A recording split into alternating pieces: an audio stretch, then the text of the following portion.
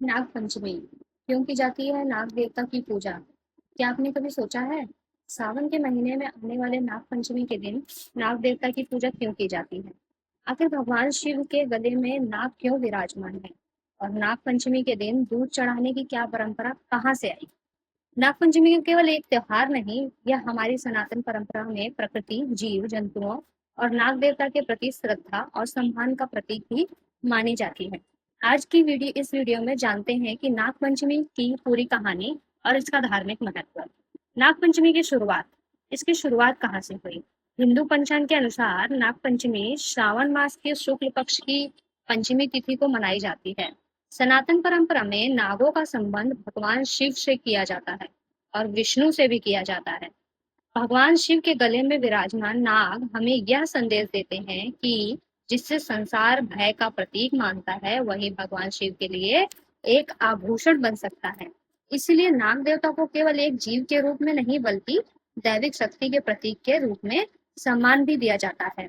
शेषनाग और भगवान विष्णु, पौराणिक मान्यताओं में शेषनाग का विशेष महत्व है। कहा जाता है कि भगवान विष्णु क्षीर सागर में शेषनाग की सैया पर विश्राम करते हैं। शेषनाग को अनंत भी कहा जाता है, इसलिए उन्हें अनंत नाग के रूप में भी जाना जाता है। यह हमें याद दिलाता है कि नागों का स्थान भारतीय धार्मिक परंपरा में बहुत प्राचीन और महत्वपूर्ण है। नाग पंचमी पर पूजा क्यों होती है? नाग पंचमी के दिन श्रद्धालु नाग देवता की पूजा करते हैं। कई स्थानों पर देवता की प्रतिमा चित्र पर हल्दी, रोड़ी, अक्षत अर्पित किए जाते हैं।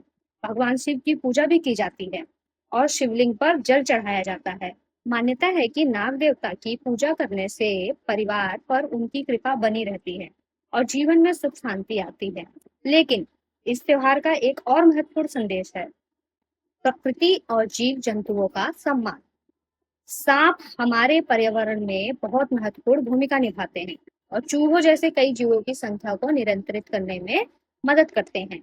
इसलिए नाग पंचमी हमें प्रकृति के साथ संतुलन बनाकर जीने की सीख भी देती है। और नाग पंचमी का सबसे सुंदर संदेश, आज के समय में नाग पंचमी मनाते हुए हमें एक बात का विशेष ध्यान रखना चाहिए।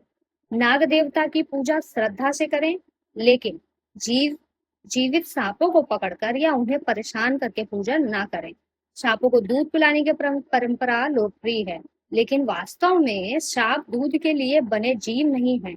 इसीलिए पूजा का सबसे अच्छा तरीका नाग देवता के प्रतीक रूप की पूजा करना और वास्तविक सांपों को सुरक्षित रहने देना, यही सच्ची श्रद्धा है। तो इस नाग पंचमी भगवान शिव से यही प्रार्थना करें, हमारे जीवन में शांति हो, हमारे परिवार में सुख हो और हमारी प्रकृति सुरक्षित रहे। नाग देवता हमें यह संदेश देते हैं कि हर जीव का इस संसार में अपना महत्व है। अगर आपको यह जानकारी पसंद आई हो तो वीडियो को लाइक करें, चैनल को सब्सक्राइब करें और कमेंट में लिखें ओम नमः शिवाय, नाग देवाय नमः, हर हर महादेव।